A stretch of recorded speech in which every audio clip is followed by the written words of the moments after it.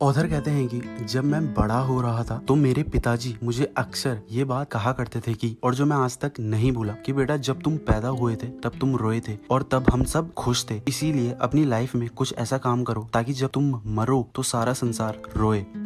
इसी पे ऑथर कहते हैं कि हम ऐसी लाइफ जी रहे हैं जहां हम लाइफ को जीना ही भूल गए हैं। हम एक इंसान को चांद तक तो भेज सकते हैं, लेकिन हम अपने पड़ोस में रह रहे इंसान से बात तक नहीं करते। हम मीलों दूर मिसाइल से सटीक निशाना मार सकते हैं, लेकिन हम अपने क्लोज्ड वंस के जन्मदिन तक याद करने में असक्षम हैं।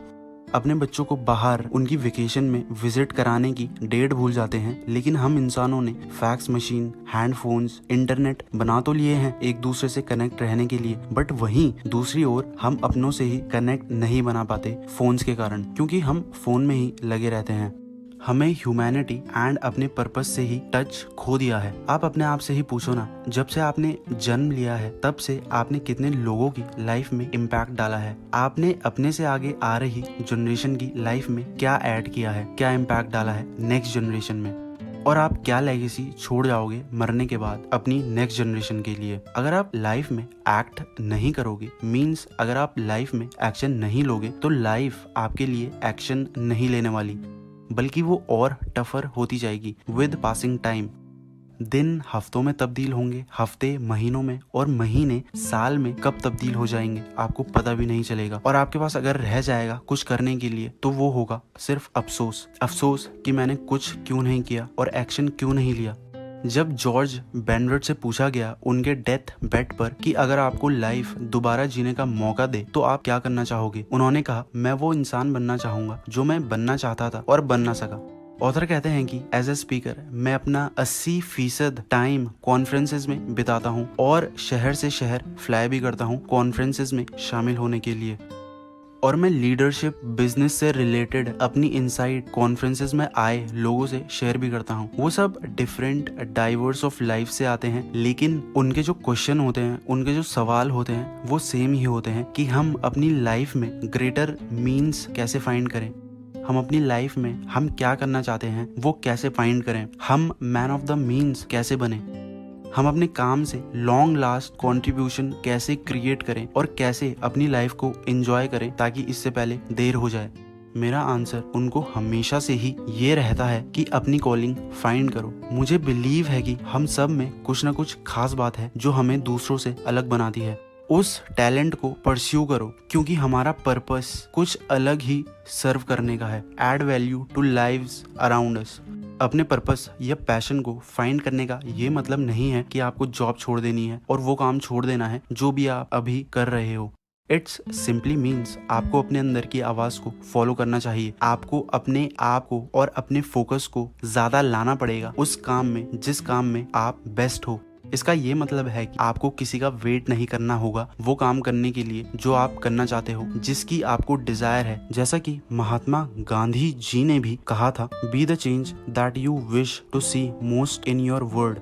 अगर आप ऐसा करोगे तो आपकी लाइफ चेंज होगी और आपको श्योरली आपकी कॉलिंग मिलेगी, आपका पैशन मिलेगा जो आप करना चाहते हो।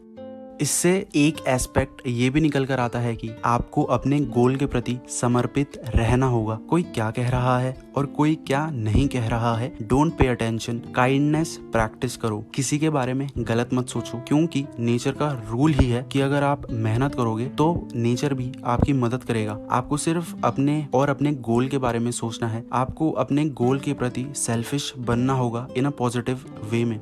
लोगों के साथ आप जितना काइंड रहोगे वो उतनी दुआ आपको देंगे और वो आपके जीवन में ऐड होता रहेगा, एंड एज अ रिजल्ट आपको आपकी कॉलिंग फाइनली मिलेगी, क्योंकि आप जो एनर्जी इमिट करते हो वही एनर्जी नेचर आपको देता है बदले में। इसीलिए जब आप किसी का भला करोगे तो नेचर अपनी तरफ से आपका भला करेगा। इसी से एक पॉइंट ये निकल कर आता है कि आप हमेशा सबके साथ काइंड रहना होगा।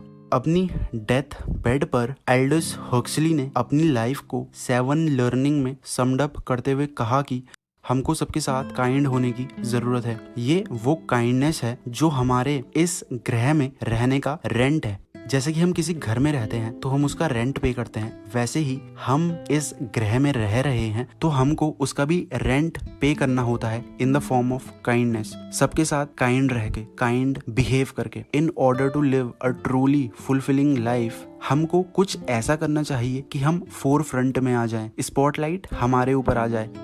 इसका मतलब ये है कि मीनिंगफुल लाइफ वो है जो डिसेंसी की सीरीज से मिलकर बनी हो, daily act of decency and kindness से मिलकर बनी हो, जो कि आयरोनिकली कुछ वैल्यूएबल ऐड करे हमारी लाइफ में।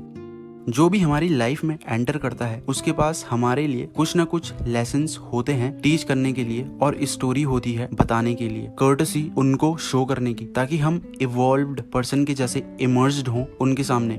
क्यों ना हम स्टार्ट करें बीइंग ऑफ मोर पर्सन जो कि आप हो अंदर से ड्यूरिंग द होल डे। इसका ये मतलब है कि आप वैसे ही स्टार्ट करो जैसा आप अंदर से फील करते हो, जैसा इंसान आप अंदर से हो वैसा ही बाहर शो करो, बट उसके साथ काइंडनेस भी शो करो।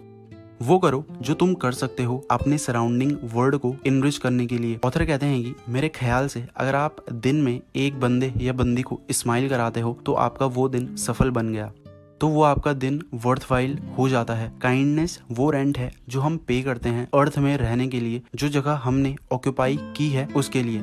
स्ट्रेंजर्स को कंपैशन मैनकाइंड शो करने के लिए ज्यादा से ज्यादा रचनात्मक बनो। और आप कंपैशन कैसे शो कर सकते हो, इसमें ऑथर कहते हैं कि जो बंदा आपके बाद कार में है उसका टोल पे कर दो, किसी जरूरतमंद की मदद कर दो, और किसी का इंतजार मत करो कि वो आपको पहले हाय करे, कि वो आपको पहले विश करे। आप वो पहले इंसान बनो जो सबको विश करे, जो सबको हाय बोले। ऑथर कहते हैं कि आपको काइंड बनने से पहले अपना पर्सपेक्टिव चेंज करना होगा लोगों के प्रति।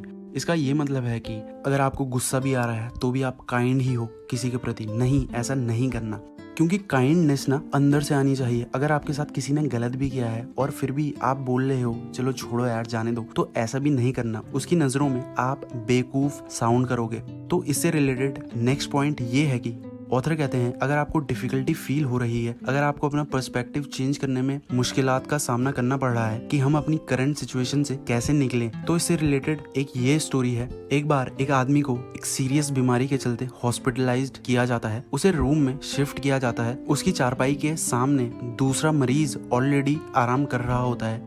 धीरे धीरे वो दोनों दोस्त बन जाते हैं और बात करने लगते हैं। जिस मरीज की चारपाई खिड़की के पास थी वो दूसरे मरीज को खिड़की के बाहर क्या चल रहा है वो उसे बताया करता था, ताकि उसका टाइम पास हो जाए, क्योंकि वो दूसरा खिड़की के बाहर नहीं देख सकता था। कभी वो उसे पेड़ों की खूबसूरती के बारे में बताता, कभी वो उसे पार्क में खेल रहे बच्चों के बारे में बताता। जैसे जैसे टाइम बीतता गया वो दूसरा मरीज फ्रस्ट्रेट होता गया अपनी इनएबिलिटी के कारण कि वो संसार को नहीं देख पा रहा है। धीरे धीरे वो अपने फ्रेंड को डिसलाइक करने लग गया जो उसे खिड़की के बाहर के बारे में बताया करता। एक रात को अचानक खिड़की के पास वाले मरीज की तबीयत खराब होने के कारण वो सांस लेना बंद कर देता है और वहीं दम तोड़ देता है। अगली सुबह वो मरीज अपने आप को खिड़की के पास शिफ्ट कर लेता है, और शिफ्ट करने के बाद जब वो खिड़की के बाहर देखता है तो उसको शॉक लगता है, क्योंकि खिड़की के बाहर जैसा उसका दोस्त उसे बताया करता था वैसा कुछ भी नहीं था। तब उसे अपनी सेल्फिशनेस का रियलाइजेशन हुआ। इसके अलावा ये सिचुएशन हमें ये बताती है कि कैसे डिफिकल्ट सिचुएशन में आशा नहीं खोनी चाहिए।